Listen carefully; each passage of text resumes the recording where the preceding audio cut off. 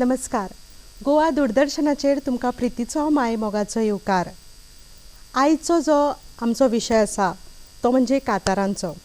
आनी कांतारां आमचे गोंयचें एक मूळ जावन आसा. आमकां जें कितें मनांतल्यान सांगचें दिसता तें आमी कांतारांतल्यान मांडटा.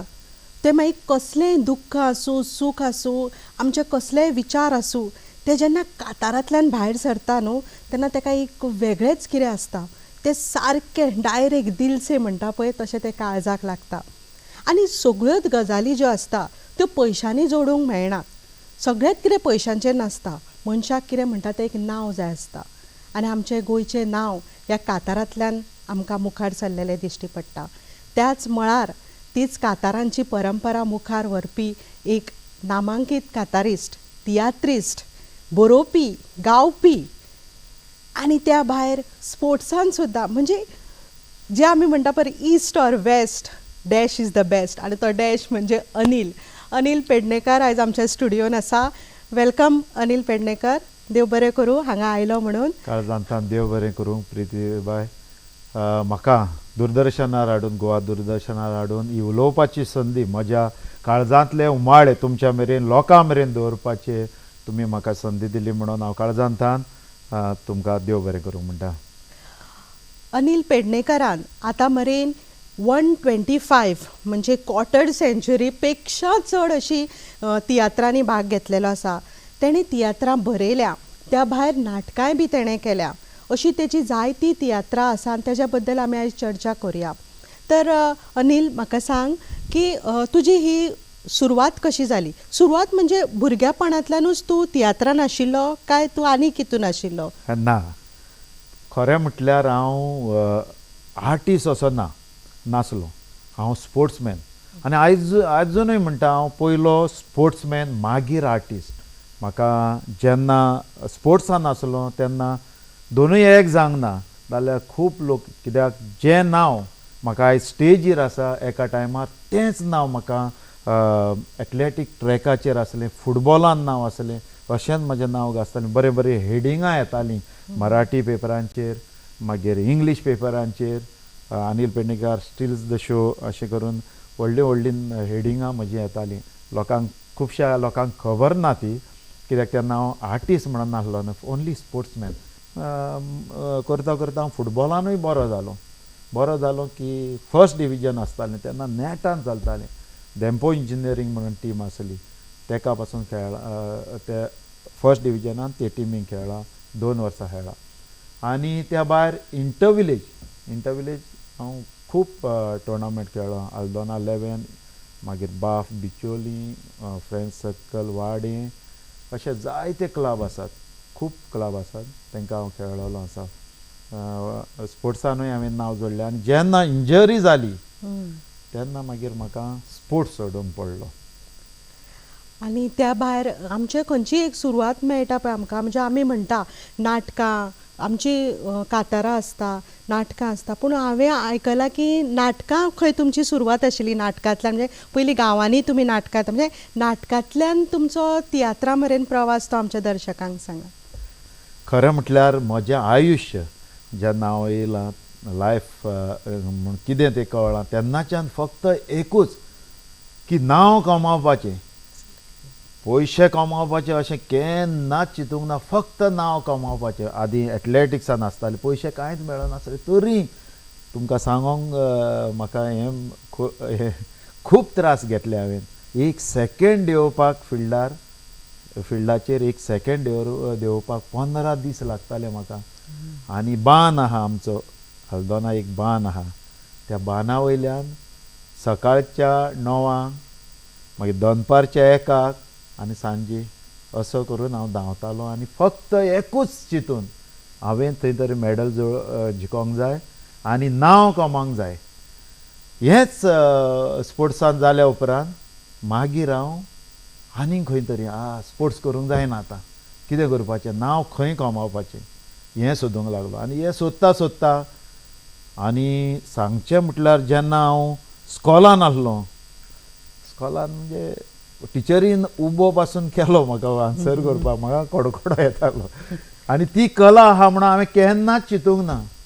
पूण कितें जालें एक 8वेन कितें आसलो तेन्ना एक कव्वाली भितर टिचरीन म्हाका दवरलो आनी थंयच्यान खंय तरी मातशें दिसलें की हें स्टेज चडोंक जावंक शकता म्हजे कडेन.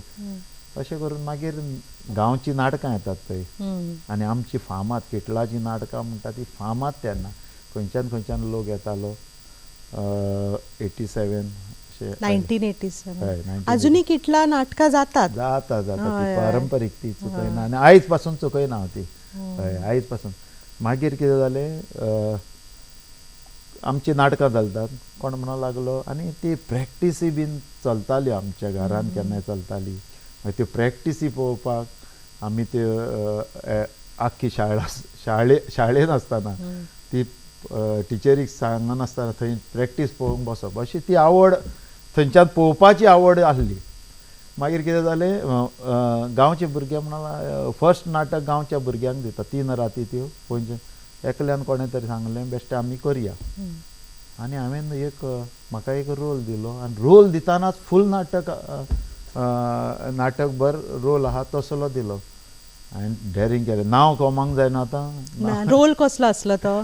जाणट्याचो बरो 60-70 वर्सांचो जाणटो आनी तो रोल म्हजे कडेन चिंतूंक नासतना इतलो बरो जालो की दुसरे दिसा लोक म्हणूंक लागलो आमी वारी आसतालीं ती शिकोवंक बीन वयता अरे अनिलान कितें रोल केलो रे म्हणूंक लागलो अनिल बरो एक्टर आनी हांव हेजेर आनी एक वाट दिसली म्हाका नांव कमावपाचें पयशे कमावपाचे न्हू नांव कमावपाची वाट दिसली.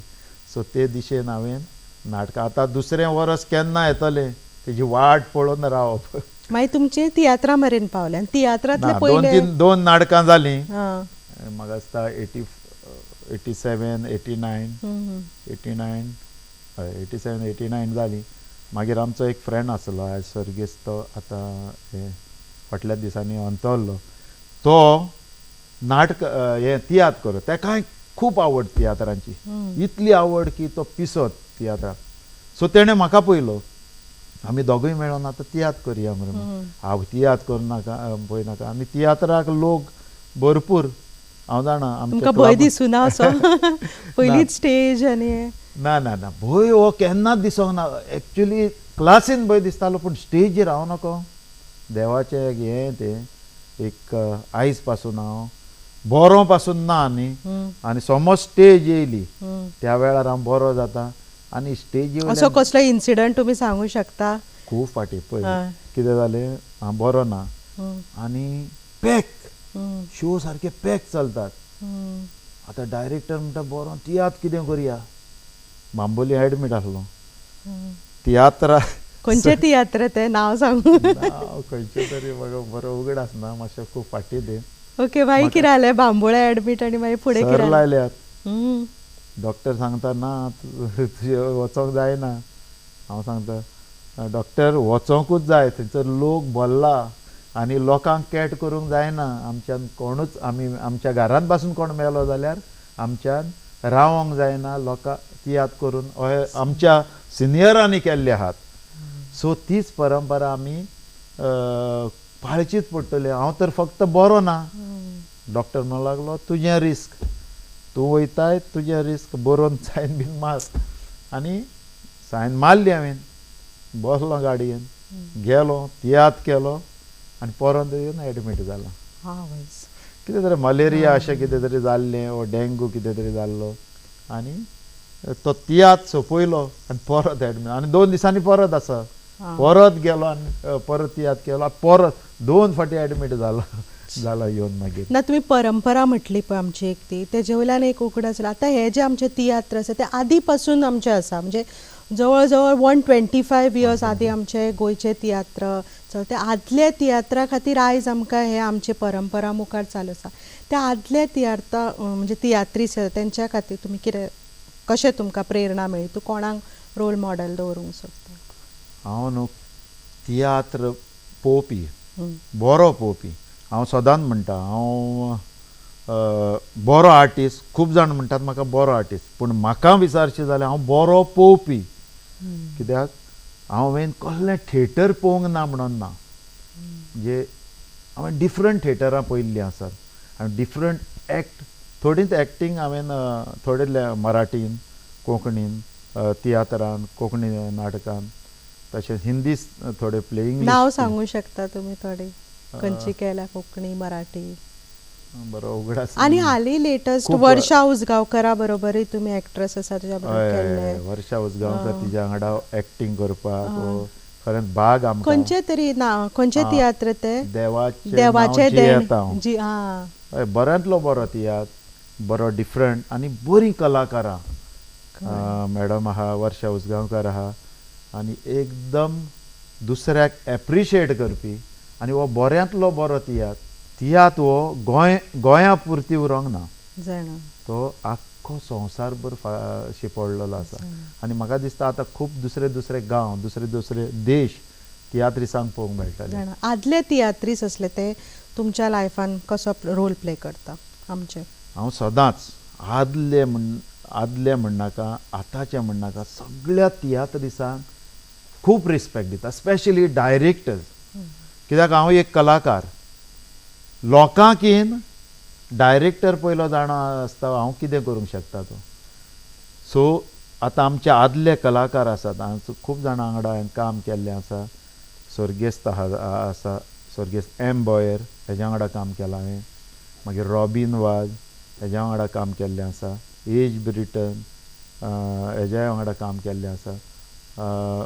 खुबशे आनी तशेंच आतांचे थोडे आमचे आसात ज्यो रोजबाब सी डी सिल्वा अशे खुबशे कलाकार आदले आनी म्हाका खरेंच खोस भोगता कित्याक ते नासले जाल्यार आयज आमी नासले बरोबर तेंच्यांनी ते गार्डनान न्हिदोन आदी ट्रान्सपोर्ट आसनासलो सो अशे ह्या तियात्रिसांनी तियात्र सांबाळलेले आसा कोणाय ताका सपोर्ट करूंक ना त्या वेळार तेणें आपल्या बोल्सांतले पयशे मोडून हे आमकां एक बी घातलें आनी ते बियाचें तेन्ना बी तूं जाणा बी आसता तेन्ना कांयच फळां कांय मेळना फक्त शिंपपाचें तुमचो एक बरो डायलॉग आमकां मारून दाखयता इतले तियात्रांत जो तुमकां सपोर्ट आसा इतले तितून खंयचे बरे तुमचे तियात्र जाल्यात लायक बरो तुमचो फेवरेट असो डायलॉग म्हजो एक फेवरेट डायलॉग आसा खंयचो तो नेगेटिव्ह रोल तुमी चड केला ओके आनी तो मारियन फेर्नांडीसाच्या तियात्रांत तो आमकां शांती दी म्हाका दिसता हय आमकां शांती दी असो एक जांवयाचो रोल करतालो आनी हांव फकत येवन म्हाका सांगता रे तूं म्हाजें बेंगलोर आहा तें म्हजें हान सोंपचें ना हें म्हणनाका लोक इतलो पयलोच म्हणटालो येयलो रे हें उतर म्हणपाक अशें करून लोक तो एन्जॉय जातालो एक डायलॉग इतलो आयज पासून लोकांक उगडास आसा तो खूब अशे म्हाजे डायलॉग आसात फातरार फातर मारून उजो काडपी मनीस हांव चडशे म्हाजे विलन रोल आसताले विलन रोल आहा तितूंतलो एक बरो हय ना हेच ते विलन रोलान हांव एक ते दीस फाटल्याच दिसांनी लॉरी ट्रावासो बऱ्यांतलो बरो तियात्र फाटल्या सिजनाक आमी केलो नुस्तें कसलेंय जावं पूण नुस्तेकान बरी आसोंक जाय सारकें हो एक फामाद डायलॉग लॉरी ट्रावासोच्या तियात्रांत ताणें बरो बरयल्लो तो आनी बरो तियात्र हय अशें आमचे सो म्हजी आवड तियात्रान पोवन जाली आनी रुजार दे आल्दोना आसलो तेणें म्हाका ह्या तियात्राच्या फिल्डान हाडलो आनी सांगतना आमी पयले आमीच तियात्र करताले आनी तियात्राक पयशे कशे करप घरा सांगप अभ्यास करूंक वयता तेंगेर तेजी जाळी घेवप आनी सुंगटांक वचप ती ओडप दोगांयनी मागीर सुंगटां हाडप तेजी माय मागीर विकूंक वयता ते पयशे एकठांय करप आनी तियात्र आमी दोगांयनी दाखोवप लॉस पडलो तेच पड्डे घेवन त्या शेतान न्हिदप अशें करून जायते त्रास फाटल्यान पळय तुमी लोकांक कितें सांगूंक सोदता दर्शक म्हणजे येता ते उबरते आमचे आतां जायते कलाकार आसा कित्याक पयलींची तियात्रां ते अशें मनानसून जाताले पळय तांकां तितले सपोर्ट हे ते नासले आतां इतले तांकां फॅसिलिटी मेळटा आसतना सुद्दां खंय तरी कमी पडटा तुमी तुमच्या हितून कितें सांगू कितें जाता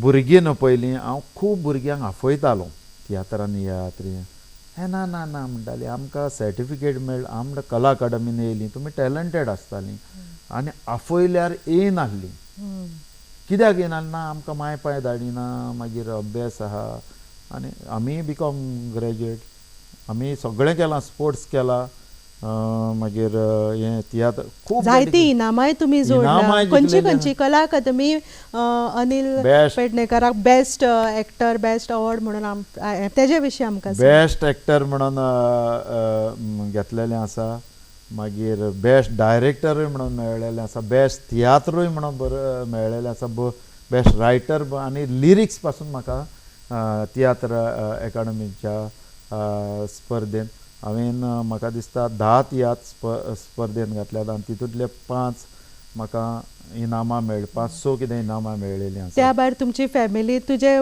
चली अनया अनाया तेज्या बरोबर खंयचे कातार किंवा हय तेणें आतां खंयचे तियात्र ताका खूब इंट्रस्ट आसा पूण हांव मातसो फाटीं दवरता कित्याक तेजे अभ्यास पयलीं जावनी स्टडी पयलीं जावनी आनी मागीर ताका सांगलां तुका इंट्रस्ट आसा तुवें पार्ट घेवपाचो पूण हें मातशें 2 वर्सां वचत 9th आहा न्ही तें आतां सो ताका 1 वर्स आनी 2 वर्सां वचोनी आनी मागीर डिसायड करूनी ताका खूब तें गायता. गोवा आनी गोवाच्या भायर जेन्ना आमची तियात्रां पावता तेन्ना कशी माची आसता थंयचो लोक कसो क्रावड आनी थंय कशा भशेन एक्चुली क्रावडान पयलो डिफरन्स आसतालो आतां कितें जालां आतां डिफरन्स आमकां जो रिस्पॉन्स हांगा मेळटा तोच रिस्पॉन्स आतां भायर मेळोंक लागला कित्याक होच क्रावड आतां UK पावलेलो आसा. पॅन्डेमिकानूय तुमकां कांय त्रास जाल्ले जेन्ना कोवीड आयलो तेन्नाय बी भरपूर कोविडाच्या टायमार खूब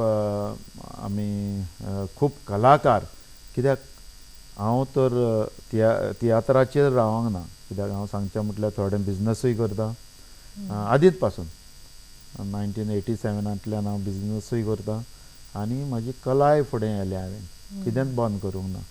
सो कोविडाच्या टायमार कितें जालें खुबशे कलाकार आमचे हे आरतीचेर आसात आनी खुबशे कलाकार आयज पासून तियात्राचेर जे येतात तियात्राचेर आपलो संवसार चलयतात पूण कांय कारणांक हेका कोविडाक लागून आमचे तियात्र जावंक ना आनी खुबशे लोकांक त्रास जाले आनी कोविडाच्या वेळार हांवें कितें चिंतलें आतां तूं जाणाय हांवें सांगलेल्या प्रमाणे ना खंय तरी आनी दुसरी म्हाजो बेस्ट टायमपास कसलो कोणूय बरो ना ताका कोणूय टिट्यार बसोन आनी खंय ना पूण म्हजो टायमपास कोणूय बरो ना ताका हेल्प करप. सो कोविडाच्या टायमार जसो लोकांक कितें जातालें लोकांक कोण पावनासलो एकामेकाक आनी हितूंतल्यान आमची एकली बरी ना जावन हांव त्या बांबोली पावलो लोक पळय जाल्यार कितें तुका घालतात लोकांक आपल्या घरच्यांक हाडून घालतात बायलेक दवरता आनी कोण पळोवंक येनासलो फक्त बायलेन हूंय पळयता. पयलो म्हाकाय भंय दिसतालो पूण जेन्ना हांव त्या हितून पडलो कोविडा वॉर्डान पडलो जेन्ना पयलीं हांवें 4-5 मोडी अशें आनी अशा वेळार तांकां हेल्प करपी कोणूच ना जालो. अशा वेळार हांवें 25 दीस जिवाचे चिंतिनासतना लोकांक व्हडलें काम करिनासलो फक्त च्या वाडून दी कित्याक ती पासून दिवपाक कोण ना मागीर हें न्हांग वयता थंय ताका पळोवपाक कोण आसनासलो त्या वेळार म्हणजे लोकांचे तुमी केला त्या बारा आयकला तुमी अशी सुण्यांचे सुद्दां तुमी काळजी घेतली ती खंयची कोण सुणी सांगत नाका सुणी म्हणजे म्हाजी म्हणजे आदींच पासून तांकां सुणी म्हजी सारकी सांगा ती म्हटल्यार जाता. आयज पासून म्हाज्या गाडयेचेर एकलो भोंवताना दिश्टी पडटा म्हजो जमू आहा तो भेणाक घालून हांव ताका आख्खो म्हापसा कांदोली तर सदांच दिश्टी पडटा आनी एक फाटल्या दिसांनी रस्त्यार कोणें एक धाकटुलें सुणे बावड्यान तेजो कोणें अशें करचें न्हू तेजो दोळो फोडलो तेजो पांय मोडलो आनी ताका रस्त्यार सोडलें.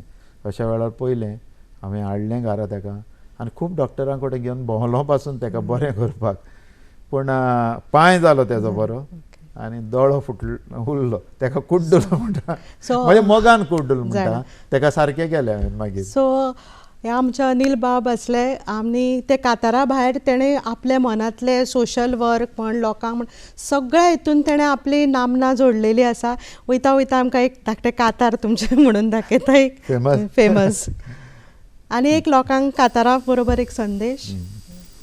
बम्बई से आया गोवा देखने का है रे बाया कोई तो घुमाओ मुझे गोवा पूरा गोवा घूमूंगी अच्छा लगा रहूंगी छोड़ के नहीं जाऊंगी गोवा हे फामाद कांतार आमचे वाव. हे युट्यूबाचेर आहा आनी खूब जाणांनी ते बरें कांतार म्हणून घेतलेले आहा म्हजें कॉम्पोजिशन लोकांक म्हणजे आमच्या नव्या कलाकारांक संदेश सदांच तुमी नांव कमावपाक वावर करात पयशे कमावपाक ना आदी न्हू जायते कलाकार आमचे बरी बरी कलाकारां आपली कला तेंच्यांनी मारून उडयली फक्त आदी पयशे मेळनासले म्हणून पूण आतां ते फुडें पावलेले आसा जरी तर तुमकां ह्या फिल्डान कितेंय करपाचें आसा जाल्यार पयशा खातीर करिनाका नांव कमावपा खातीर करात मागीर डेडिकेशन टायम सांबाळपाचो आनी जे आमचे सिनियर आसले तांकां सगळ्यांक रिस्पेक्ट दिवपाक कित्याक तांकां लागून आयज आमी कलाकार म्हणून आमच्या तियात्र पळोवप्यांक दिश्टी पडटात त्या खातीर आमचे सिनियर आसा तांकां सदांच हांव केन्नाय सुबेज उलयला ना पूण म्हाका खूब रिस्पेक्ट आहा तांच्या बद्दल म्हणजे हांवें केन्नाय उलयलां ते आमच्या सिनियरांचो रिस्पेक्ट धरात मन लावन काम करात पयशे तुमच्या फाटल्यान धांवन येतले पयशा फाटल्यान तुमी धांवनाकात आरती फाटल्यान धांवान आनी फाटल्यान पयशे धांवन येतात आनी तुजो फुडार बरो जातलो आनी एक सांगूंक सोदतां की आपूण कलाकार हेंच घेवन रावनाकाय खंयतरी कलेचेरूच हेजेरूच आपूण संवसार करतलो कित्याक सदांच ती कला उरची ना तुज्या कडेन तुवें आनी कसलेय तरी थोडें बारीक काम वो बिजनस सांगाता करप गरजेचें आसा जशें हांवें केलां सदांच देव बरें करूं तुमकां आनी बरें यश दिवं ह्या फिल्डान तुमकां आनी हय हे आशिल्ले अनिल पेडणेकार आनी आमकां तुमी पळोवपाक जाल्यार यूट्यूब चॅनल आमचे तुमी सबस्क्रायब करूं शकता गोवा दूरदर्शनच्या वतीन तुमकां सगळ्यांक नमस्कार.